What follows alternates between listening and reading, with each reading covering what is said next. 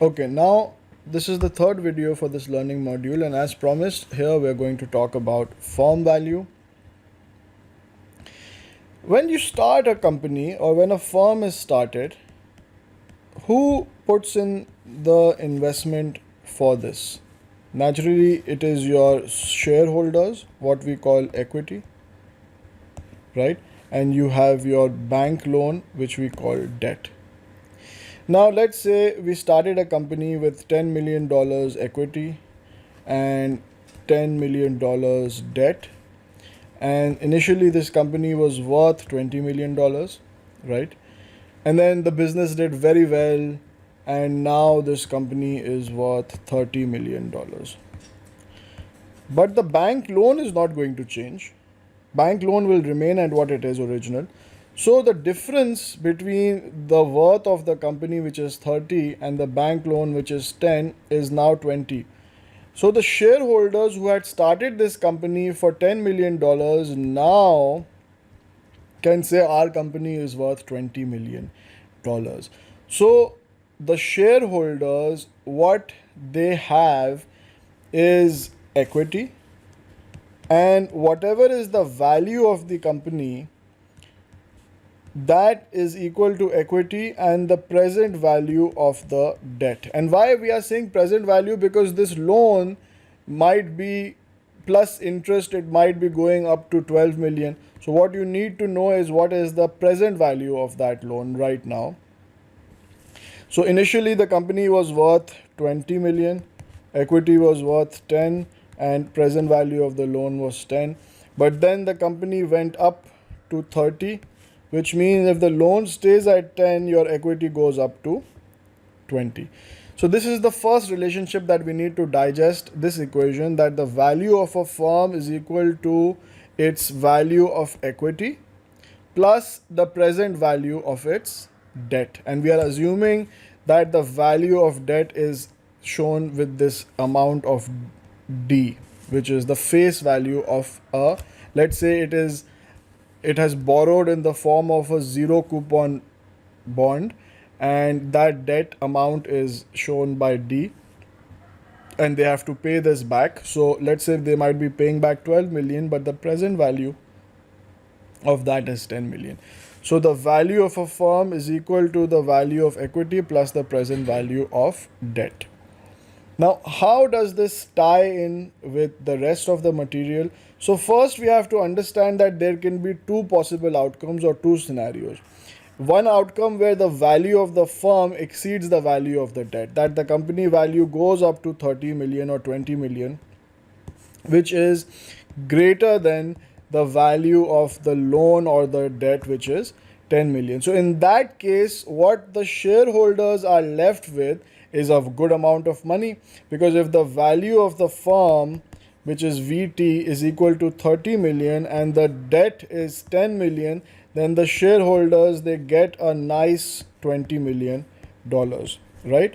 So in this situation where the value of the firm is greater than that of the debt amount, after paying what is owed to the debt holders, the shareholders receive the remaining amount, which can be very good for them.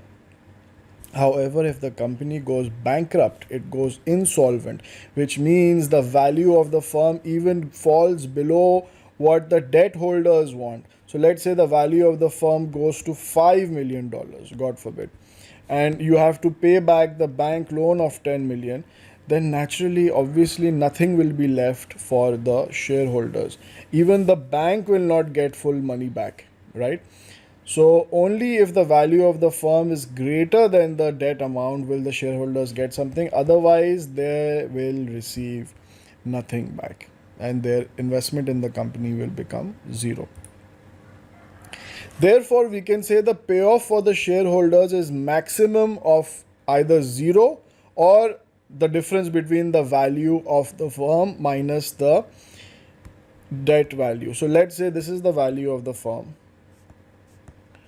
and if it goes up a lot, right, let's say this is $10 million and this is $20 million, So if the value of the firm goes from 10 to 20 and the value of your debt is 10 million, so anything beyond this will be value to equity holders or shareholders, because anything above the value of debt will be coming to the shareholders, or it will be zero. So it is either going to be zero or more than zero. So this is the payoff for equity holders, that it's going to be either zero or the difference between the value and debt. If obviously naturally if the value is more than the debt, then this will be positive. So whichever is greater, either this or zero. Right now, here is the complicated part, that how do we show this payoff as options, whereas the payoff for the shareholder is maximum of 0 or v minus d, and the payoff for the debt holder is minimum of these two, which means either they will get their total debt back or the value, which if it is less than the debt even. So let's say their debt is 10 million, so they will either get their 10 million back, or if the value of the firm falls to below 10 million, if it falls to 5 million, then they will not even get their 10 million back, because the company is not worth that much anymore. They will only get 5 million back. So as you can see over here, where when we talk about your payoff to the equity holder, we are talking about maximum of these two, that either they will get nothing or they will get something which could be as high as infinity if the value of the firm keeps going up, right? So the payoff to the shareholder can be as high as infinity or as low as zero, but for the bond holder the payoff is capped at their debt amount, which is 10 million, or it can go as low as zero if the value of the firm falls below this 10 million and keeps falling, right? So the debt holder will either get zero or maximum of 10 million, whichever is lesser, and the shareholder will either get zero or sky is the limit, whichever is greater. So it's maximum for the shareholder, minimum for the bond holder. So if I draw the diagram for the bond holder, it will look like they have maximum profitability possible payback, which is the debt level, and if the firm value starts falling below that, then they will have a lesser amount coming back to them, and the minimum they can get back is also zero, that they will lose all their money. Now this is what the payoff for the equity holder looks like, this is what the payoff for the bond holder looks like, and if we kind of put this together in terms of options, then this looks like a call option, right? That there's a payoff of up to infinity and there is no loss possibility. So we can say the shareholders have purchased a call option on the firm's assets with an exercise price of D, and which is this is D, so that if the firm value goes above D, then there is a unlimited payoff, and below that their profit or loss is zero. This is one way of looking at it. Another way of looking at it is that the shareholders have a long position in the underlying firm's assets, which basically means they've bought the firm and at the same time they've got a put option. So if the firm value goes up, they benefit from it because they have the firm, they've bought the asset, and if it goes down, they have a put option, so their loss is limited. So they have a long position in the firm's assets, which is the value of the firm, and they have got a put option of the firm at the exercise price of D. So in case if it falls below D, their loss is limited. So we can replicate the equity shareholder payoff with these two option positions, and as far as the debt holder is concerned, it's like they have got a long position in a risk-free bond with D. So their payoff over here is maximum capped at D, because this is the investment they have done in a risk-free bond which pays D, and they have sold a put option, which means if the value falls down, they are going to lose money, and if it falls down below D, and that is why you see it going down over here, because they have a short position on a put option, which will create a loss for them if this goes down. Now, I know this is a little complicated concept, and therefore we've got this infographic to help you digest it again.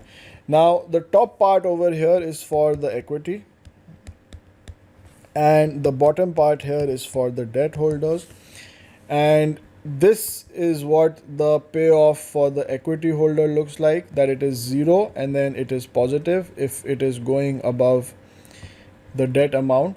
And how that is happening, how it is coming to look like this is, first, let's say they've gone long the firm's assets. So if the firm's assets are going up, they are benefiting. If they are going down, they are losing. But at the same time, they've purchased a put option with the exercise or the strike rate of D, which means if the value goes below D, then this put option is in the money and it will give money to you. So this part and this part, they cancel each other off, and that is why you get this flat line over here. And then the top part is there, which in the end gives you this payoff for the equity holder, which is the combination of a long on the firm's assets and a put option on the firm with a exercise or a strike price of D, right? And in terms of the debt, the payoff looks like this, where it is capped at the debt amount and then it comes down if the value of the firm goes down. And why it looks like this is because you've got a long risk-free debt which is giving you this D amount, but that is fine. But over here we can see it's falling, and the reason for this falling is that they've also sold a put option which causes this loss, and that is why when this is combined with this, you get this, which is the debt holder payoff, right? So what we are basically saying over here, that the shareholders have got a long position on the firm's assets and they have also purchased a put option, whereas the debt holders, they have sold a put option and they have got this risk-free bond, which is the risk-free bond that we usually write like this, where there is a price and we take the discounted value of that price.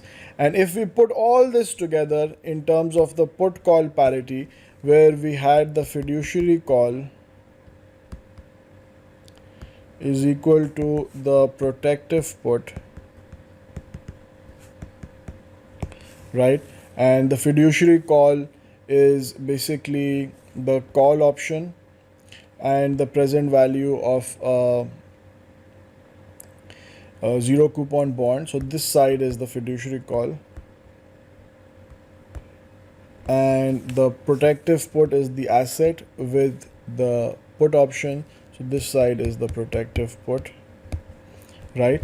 And now what they are doing is that they are replacing the stock price, which is this, with the value of the firm, and they are replacing the exercise price or the strike price with the value of the debt. So what we are basically saying over here is that instead of saying we are going long the stock, we are saying we are going long the firm with a put option. So this is the equity side of things, that they are going long the firm with a put option. And on the other side, we've got the debt side of things, where we've got the risk-free asset with a strike price of D, with a face value of D, and a short position in a put option or a long position in a call option. So this is the debt side of things. And what they have done is that they have made the value of the firm the subject of the equation, whereby they have said that the value of the firm is equal to, number one, the call option, which you see over here, plus the present value of the debt, plus the minus the put option, because this becomes negative when it comes on the other side. So, and they have sold a put option, so negative sign is there for the put option. So the value of the firm is equal to call option plus the present value of debt minus the put option, and this is your put option put call parity application for firm value. Now let's look at a summary for this learning module. We've got the put call parity, which is basically a fiduciary call is equal to a protective put, and a fiduciary call is a call option plus a risk-free bond with a face value equal to the strike rate of this call option and of this put option, which brings me to the put option side, which is the protective put, which is a put option plus the long position on the stock or the asset, if it is maybe gold or whatever the asset is, right? So you have a long position in the asset plus a put option, and a long position in a call option plus a zero coupon bond with the face value, which is the same as the strike price for both these options, long call and long put. The second learning outcome is the put call forward parity, and what we discussed over here is that the part of the protective put was made into a synthetic protective put, where instead of taking the long asset we replace that with a long forward and a risk-free bond. The long put is still there, but the long asset was replaced by the long forward and a risk-free bond. And why that is because we said that if you buy an asset and you sell a forward, then what you earn is the risk-free rate or a risk-free bond, right? So we said since a stock is equal minus a forward is equal to a risk-free bond, therefore a stock is equal to a forward plus a risk-free bond, and therefore we replaced a stock with a forward and a risk-free bond over here, and this is what we call a synthetic protective put, which is showing 0 for a forward because the value at initiation for a forward is 0. It doesn't require any investment. However, the risk-free bond will require an investment. It's going to pay this F amount, which is the forward price amount, at face value at maturity, but we don't have to invest that right now. We have to discount it back to today to calculate exactly how much we have to invest. That is why you see it is divided by 1 plus r to the power t, and you add it to the value of the put, and this equals to a fiduciary call, which is the call option plus the risk-free bond with the face value of X, which is the strike price for both these long call and long put options. Now the last part which we talked about in this video is the application of put call parity to the value of a firm, where we have established that the value of a firm is equal to the value of a call option plus the present value of debt minus the value of a put option. And that is it for this learning module.